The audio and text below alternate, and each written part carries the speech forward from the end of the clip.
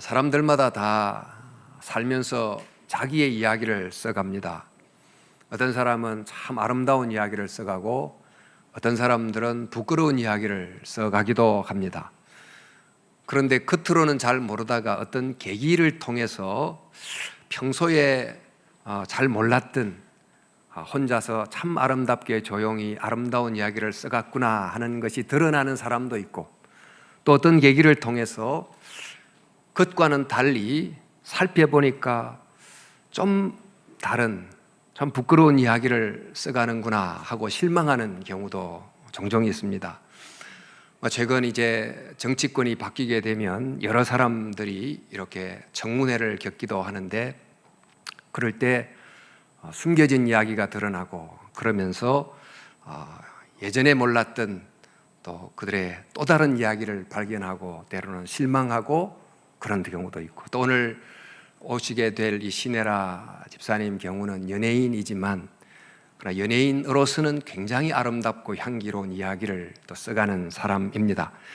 자, 우리는 모두 자기의 이야기를 써가고 있고 또 아름다운 이야기를 써야 되지만, 또 우리 모두는 자기가 주인으로 살아가고 있는 그 사람의 이야기 속에 조연으로 출연해서 함께 이야기를 써가는 사람이기도 합니다. 부모로서 자녀의 이야기 속에 중요한 조연 역할을 하기도 하고, 부부간에 서로 각자의 삶을 살아가는 그 자기의 이야기를 잘 쓰도록 도와주는 또 조연이 되기도 하고, 또 교인들이 서로 만나서 서로 간에 서로의 신앙의 생활을 잘 아름답게 써가도록 또 돕는 조연 역할을 하지 않습니까? 오늘이 교사주일입니다만 교사들은 곧 우리 학생들에게 앞으로 그들이 본격적으로 써가게 될 그들의 인생 이야기를 잘 쓸 수 있도록 도와주는 그런 역할을 하는 사람들입니다. 정말 제대로 학생들을 감동 있게 잘 도와주게 되면 이 학생들이 자라나서 여러분이 일생 중에 여러분의 삶에 영향을 끼친 사람을 들어보세요. 그러면 이제 선생님의 이름이 거론된다고 하면 그 선생님이, 학생들이 선생님을 향해 오 마이 캡틴 뭐 이렇게 말할 수 있다면 얼마나 정말 가슴 뿌듯한 일이겠습니까? 예수님은 우리 모두의 인생 가운데 오셔서 우리가 우리의 이야기를 향기나는 이야기로 써갈 수 있도록 정말 도와주시는 분이시고, 또 우리가 그 누군가의 삶 속에 조연이 돼서 아름다운 이야기를 만들도록 도와주는 사람이 되기를 원하고 계십니다. 그래서 우리는 서로 각자의 이야기를 쓰면서 거대한 하나의 이야기를 형성하고 살아가는데, 그 이야기가 크게 보면 하나님의 나라를 이루는 소중한 한 챕터를 이루게 되면 얼마나 기쁜 일이 되겠습니까? 자, 오늘 우리가 본문에서 바로 그런 아름다운 한 편의 이야기를 만날 수 있습니다. 우리는 예수님의 이야기를 단편이 아닌 좀 쭉 연결된 일생을 통해 보고 있습니다만, 예수님이 공생의 마지막에 드디어 예루살렘 성에 나귀를 타고 입성하게 되셨고, 이제 곧이어 성전에 들어가셔서 장사하는 판을 뒤집어 버시며 성전을 청결케 하는 일을 하셨습니다. 이것 때문에 대제사장들의 눈에 나게 됐고, 그들은 예수님을 죽이기로 생각하게 됐죠. 이 대제사장들은 그 당시 아주 경건했기 때문에 대제사장이 된 게 아니고, 로마에 대해서 재정적으로 크게 부유한 사람들로서 로마가 성인함으로 대제사장직에 올라앉은 사람들이었습니다. 그리고 이들은 또한 로마가 유대와 맺는 공식 행정창구인 사네드린이라고 하는 유대 자치정부의 핵심 멤버가 되기도 했습니다. 이들에게 예수님은 감히 그런 자리에 앉아있는 자기들의 심기를 건드리는 굉장히 불편한 존재였습니다. 이들에게 예수님이 옳은 이야기를 하느냐 그런 이야기를 하느냐가 중요하지 않고, 그들의 이권을 침해하느냐 아니냐가 훨씬 더 중요한 아젠다였습니다. 그들에게 선이냐 악이냐 하는 것은 곧 바로 그들의 이익에 부합하느냐 아니냐가 곧 선이냐 악이냐를 결정하는 그런 시대였는데, 어쩌면 그때나 지금이나 권력주의에는 선과 악은 아마 이런 식으로 결정이 되지 않나 싶습니다. 그런데 그 예수님을 그들이 바로 처리할 수가 없었습니다. 그 이유는 그 때가 굉장히 민감한 때였기 때문입니다. 그때는 바로 유월절, 모세가 출애굽했던 것을 기념하면서 또 지금 로마 지하에 있었던 그들 속에 모세가 일으켰던 것과 같은 제2의 출애굽이 일어나기를 기대하는 그런 혁명의 열기가 아주 뜨겁게 달아올랐던 시기였기 때문에 그때 예수님을 체포하게 되면 예수님을 향하여 호산나 하고 맞이했던 그 순례했던 많은 사람들에 의해서 밀란이 일어날 위험이 있기 때문에 이때는 피하자 하고 그들은 생각하게 됐습니다. 그들이 유월절 명절을 피해서 예수님을 잡아 죽일 방도를 찾고 있었던 것입니다. 그래서 본문에 보니까 이틀이 지나면 유월절과 무교절이라 대제사장들과 서기관들이 예수를 흉계로 잡아 죽일 방도를 구하며 이르되 밀란이 날까 하노니 명절에는 유월절 명절에는 하지 말자 하고 했습니다. 자, 이렇게 대제사장들이 예수를 반드시 잡아 죽이기는 하는데 유월절은 피하자 하고 계획하고 있던 중에 예수님의 제자 중에 한 사람이 그들을 찾아옵니다. 그가 바로 가롯 유다입니다.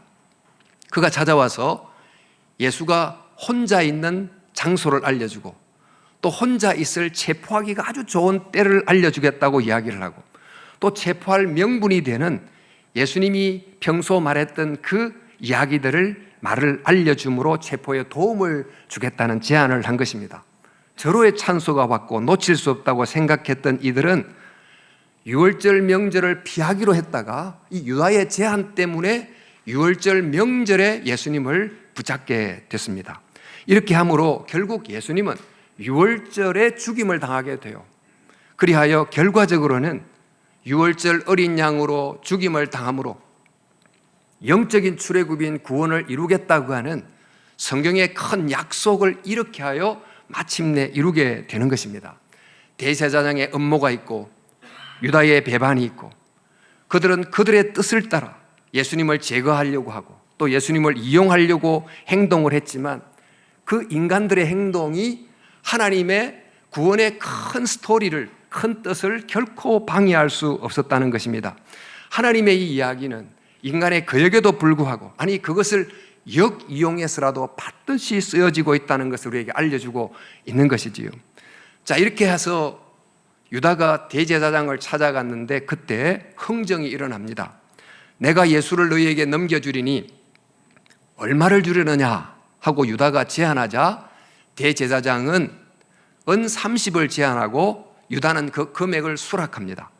여러분이 30이 어느 정도 금액이냐 하면 출애굽기 21장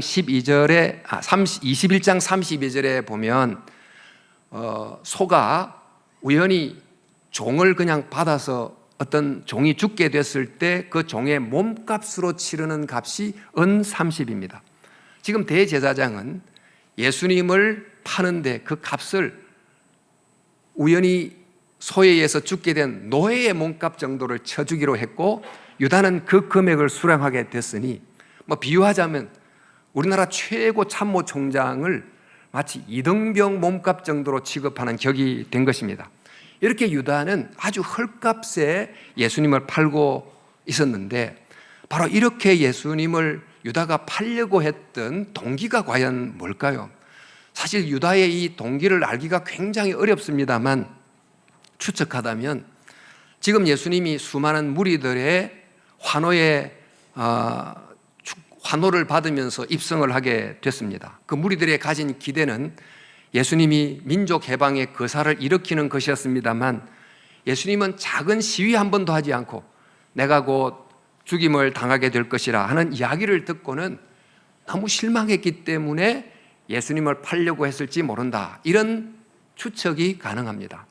그러나 또 하나는 대제사장이 지금 예수님의 생명을 노리고 있기 때문에 예수님은 반드시 붙잡히게 될 것입니다. 그렇다면 자연스럽게 예수를 따랐던 제자들도 안전할 리가 없고, 그래서 이것을 미리 알았던 유다는 자기가 예수님을 넘겨줌으로 자기는 적어도 잡히지 않고 싶은, 자기는 그 위협에서부터 피하고 싶은 마음 때문에 넘겨줄 수도 있습니다.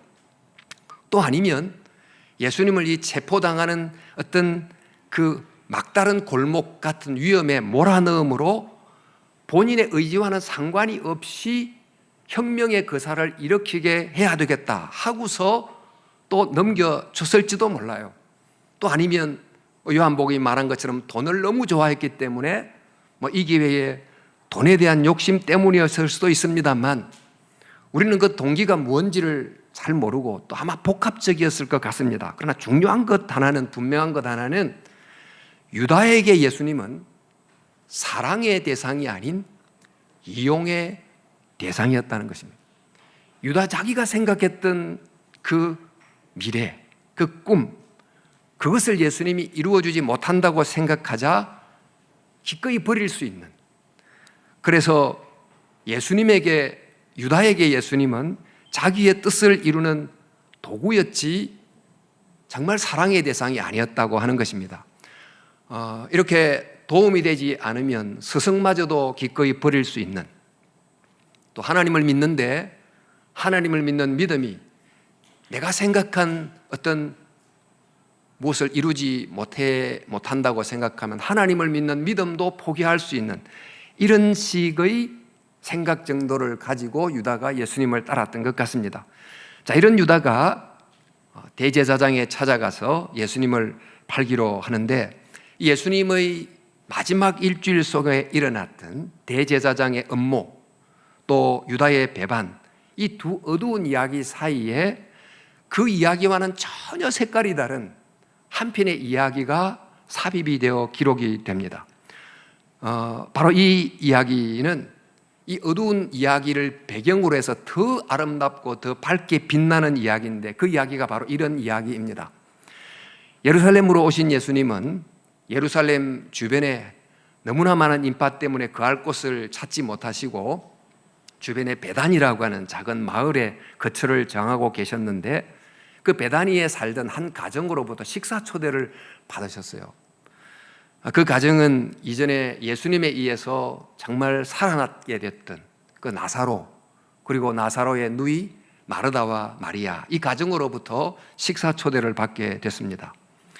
이 가정은 평소에도 예수님을 너무너무 사랑했지만 그들이 입었던 그 말할 수 없는 은혜 때문에 어떻게 해서든지 예수님에 대해서 이 고마움을 표현하고 싶고 이 은혜를 깊게 갖고 싶었던 마음이 굉장히 간절했던 사람들입니다. 그래서 예수님을 초대해서 식사를 이제 하고 있는데, 평소에 예수님이 식사를 하실 때는 그 식사의 시간이 예수님 때문에 아마 굉장히 즐겁고 유쾌한 시간이 됐던 것 같습니다.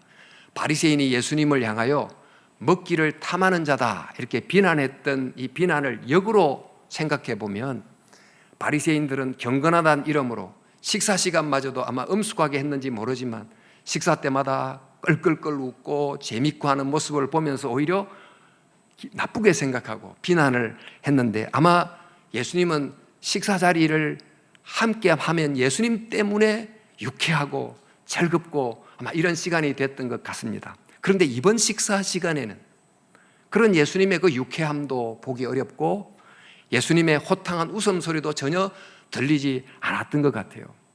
예수님의 안색에 뭔가 이전과 같지 않는 게 있는, 마치 큰 수술을 내일 모레 앞두고 있는 환자라고 하면 밥을 먹어도 밥맛이 없고 즐거울 수가 없는, 이와 같이 곧 내일 모레에 십자가형이라고 하는 너무너무 끔찍한 형을 앞두고 있는 예수님에게 이 식사의 시간이 이전 같을 리가 없었겠지요. 그럼에도 불구하고 이 무심한 남자 제자들은 예수님의 표정을 전혀 읽지 못하고 그들 앞에 펼쳐진 식사를 맛있게 먹고 있기만 했습니다. 하지만 좀 멀리 떨어져 있었던, 그러나 예수님의 안색을 주의 깊게 살폈던 마리아는 예수님의 눈빛 속에 있는 어떤 슬픔 어린 것을 직감적으로 간파한 것 같아요. 가끔씩 언급하셨던 나는 곧 죽음을 맞이하게 될 것이라고 했던 그 이야기가 생각이 났고, 아마 그 죽음이 곧 이어지게 된다면 지금 이 순간이 그와 그 가족들이 예수님을 만날 수 있는 마지막 순간일지도 모른다는 생각이 서쳐가게 됐을 거죠. 만약 여러분 이 순간이 그 마지막 순간이라고 하면, 예수님을 향한 그 뜨거운 감사를 표현할 수 있는 그 마지막 순간이라고 하면 어떻게 해야 될까? 이런 생각이 들지 않겠습니까? 이제 곧 임종을 앞둔 부모님이 계시면 이 부모님에게 그동안 사랑합니다, 너무나 감사합니다는 말을 해야 되는 시간이 얼마 남지 않았다면 바로 이 짧은 시간 동안에 내가 무슨 말을 해야 될까? 이런 생각이 들지 않겠습니까? 바로 이때 마리아는 즉각 향유를 생각합니다. 자기에게 있는, 또 자기가 할 수 있는 자기의 소중한 향유를 생각하고, 그리고 그것을 주님께 붓기로 했습니다. 사실 이것은 식사를 초대할 때 애초부터 계획한 것이 전혀 아니었습니다. 향유병 마개를 열어서 향유병 방울 한두 방울 정도 떨어뜨리면 되는데, 이 순간을 마지막 순간일지 모른다고 생각한 그녀는 아예 통째로 예수님의 머리에 향유를 부어버렸어요. 그 머리에 부어진 향유가 옷깃을 타고 흘러내렸고, 또 그래도 남아있는 병에 있는 나머지를 발에다가도 통째로 완전히 부어버린, 그리고 발에 흘러내린 그 향유의 기름을 자기의 머리카락으로 닦은 이런 일을 하게 된 것입니다. 정말 예상하지 못했던 일이 일어나게 됐고, 이것은 식사 시간에는 있을 수가 없는 일종의 돌발 상황이 됐습니다. 이럴 때 제자들이 어떤 반응을 보였을까요? 사실 예수님의 마음도, 예수님이 곧 죽게 될 것도, 또 마리아의 이 마음도 전혀 알지 못했던 이 남자 제자들이 어떤 행동을 보였을까?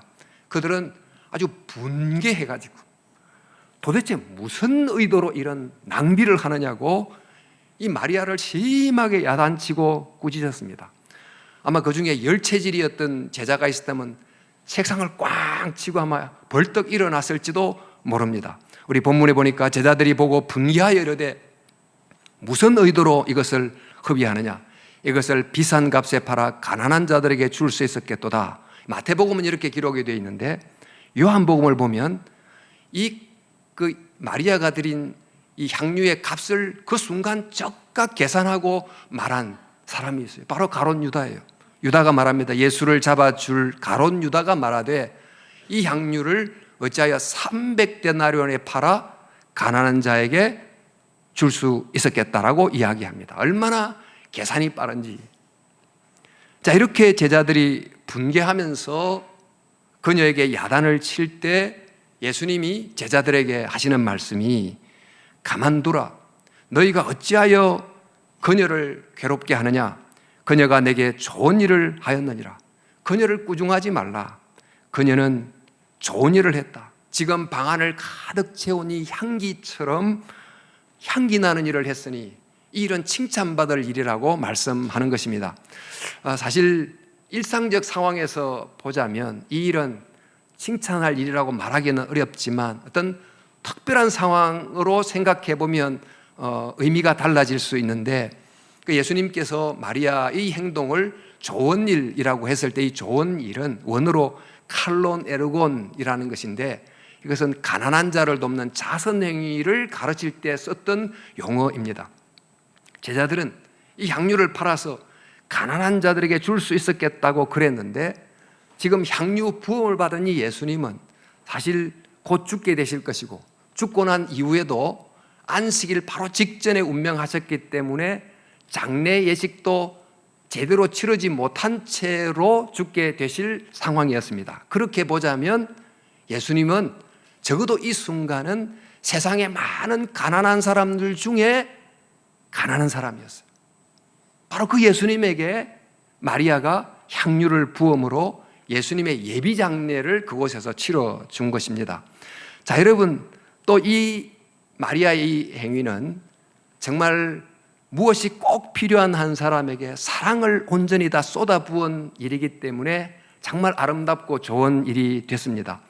여러분, 만약에 이제 암투병을 하고 있는 아버님이 계시고 정말 남아있는 시한이 얼마 되지 않았는데 평소 아버지가 가고 싶어 했던 어떤 곳이 있었다고 하면 자녀의 가정이 비록 넉넉지는 않지만 그래도 이 마지막 아버지를 위해서 아버지가 가고 싶은 바로 그곳에 좋은 차를 준비하고 또 좋은 호텔에 몇 박 묵을 수 있도록 준비를 하고 그곳에서 최고급 식사를 한번 대접하기로 했다고 합시다. 그러면 그게 낭비입니까?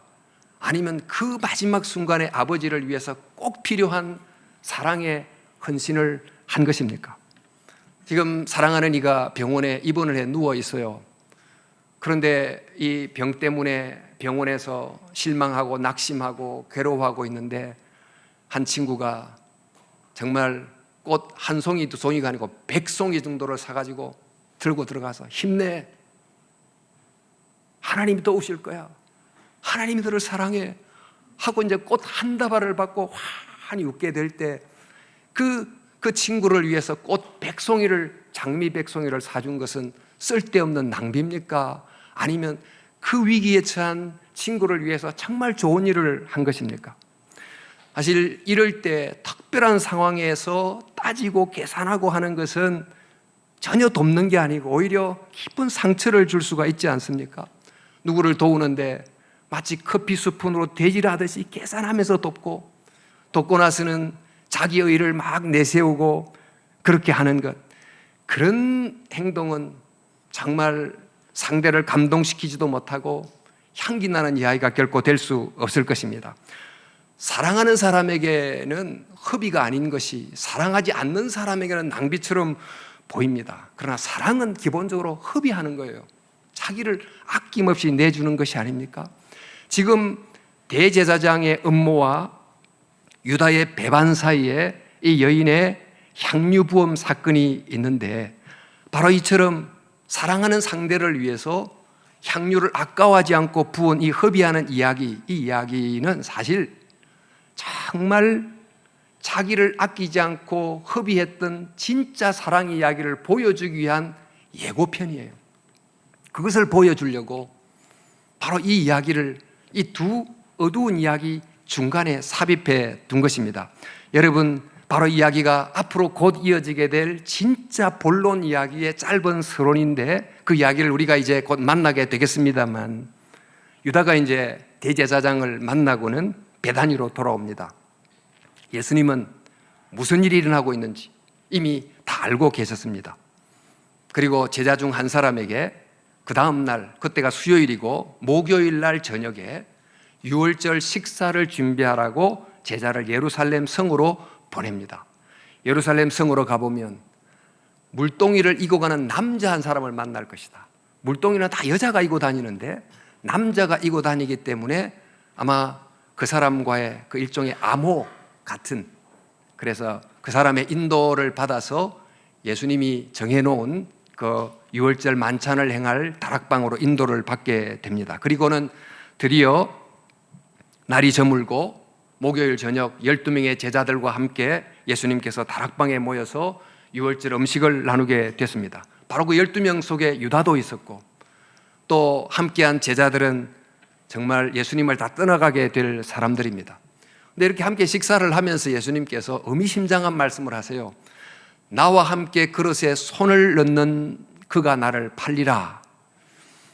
그럼 우리도 어떤 식당에 가보면 빵 경우는 큰 이렇게 바구니에 빵을 넣어 놓으면 빵을 전부 다 손을 넣어서 자기가 먹을 것을 이렇게 집어 갑니다. 그 당시도 빵을 큰 이 바구니에 넣다 보니까 12명 제자들이 전부 바구니에 손을 넣어 다 집어 갔어요. 그러니까 이 그릇에 손을 넣는 자 모두가 다 넣었어요. 그가 나를 팔리라, 이런 말씀을 통해서 사실 제자들에게 한편은 각성을 시키면서 동시에 유다에게 자기를 살펴볼 수 있는 그런 계기를 줬습니다. 그런데 유다는 그 말을 듣고 라삐어, 나는 아니지요 하고 시치미를 똑 떼고 이야기를 하고 그 유다를 향해서 너가 그니라 하고 이제 말씀을 합니다. 이 이야기를 듣고 유다는 나가서 대제사장에게로 갔고 겟셋마네 기도하는 그 자리로 포졸들을 이끌고 이제 오게 되는 것입니다. 여러분, 바로 이 식사 자리에서 예수님께서 이제 빵을 떼어 주시는데 이때 이런 말씀을 하세요. 그들이 먹을 때 예수께서 떡을 가지사 빵을 가지고 떼어서 제자들에게 주시며 이르시되 받으라 이것은 내 몸이니라 하시고 또 잔을 가지사 감사기도 하시고 그들에게 주시니 다 이를 마시며 이르시되 이것은 많은 사람들을 위해 흘리는 나의 피 곧 언약의 피니라 하셨습니다.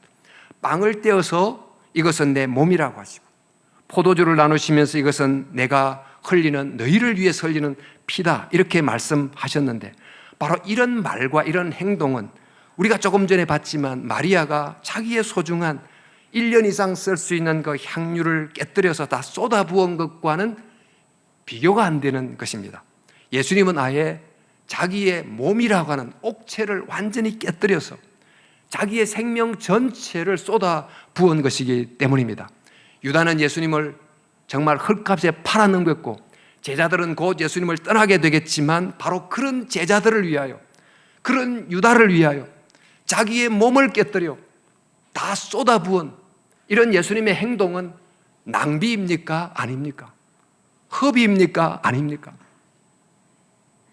그러나 예수님은 사랑하기 때문에 사랑하는 대상을 위하여 여인이 향유병을 깨뜨려 쏟아붓는 것처럼 자신의 옥체를 깨뜨려 다 쏟아 부어 버리는 것입니다. 이 사랑의 이야기, 이 사랑의 이야기는 영원히 향기 나는 아름다운 이야기입니다. 하나님이 세상을 이처럼 사랑하사 독생자를 주셨으니 이보다 더 아름다운 이야기, 이보다 더 향기 나는 이야기가 어디 있습니까? 이 이야기 속에서만 구원이 있고 이 이야기 속에서만 정말 영생이 있는 것입니다.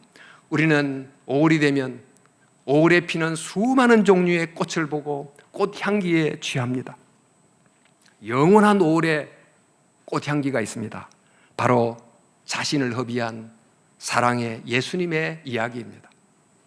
이 예수님의 이야기에 꽃향기에 취하듯이 듬뿍 취하게 되면 우리도 우리의 삶의 이야기를 조금이나마 향기 나는 이야기로 써갈 수 있고 또 정말 세상에 숱한 냄새 나는 수많은 이야기들, 아침에 뉴스를 열 때마다 정말 듣는 악취나는 이야기들 속에서 예수님의 이 향기로운 이야기를 듣고 전하고 해야 될 것입니다.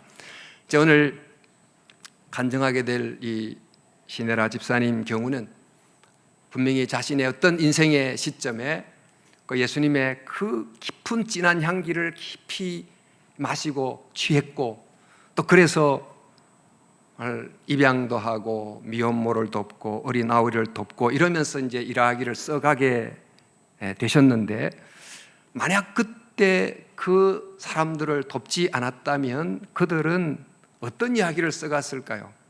대부분 정말 힘든 환경 속에서 자기의 잘못이 아니지만 어떤 이런저런 상황 때문에 가장 비참한 상황 속에서 던져진 이런 사람들이 대부분 어떤 이야기를 써가게 될까요? 스스로를 자학하는, 또 자기가 자기의 삶을 막 허무는 찌르는, 또 사랑받지 못했기 때문에 고독하고 외로워하는 그런 이야기를 대부분 써가게 됐을 것입니다. 또 오늘 교사주일입니다마는 교사들이 예수님의 이 사랑 이야기에 젖어서 학생들을 가르치게 되고 또 그렇게 해서 그들이 앞으로 향기 나는 인생 이야기를 써가도록 도와야 될 것입니다. 우리도 역시 이제 그래야 되는데 가만히 이 본문을 생각하면서 한번 생각해 보니까 과연 나는 내 이야기를 써가고 있는데 내 이야기에는 어떤 향기가 날까? 그런 생각이 문득 들어요. 예수님의 향기가 조금이라도 날까? 아니면 내 안에 가시가 너무 많아, 또 내 안에 욕심이 너무 많아, 내 안에 너무 이기심이 많아, 내 안에 내 주장이 너무 강해, 내 자아가 너무 강해. 그래서 그것들이 내 속에 있는 것이 풍기는 냄새가 나지는 않을까? 예수님은 내게서 어떤 향기를 맡으실까? 아니면 좀 힘든 냄새를 느끼실까?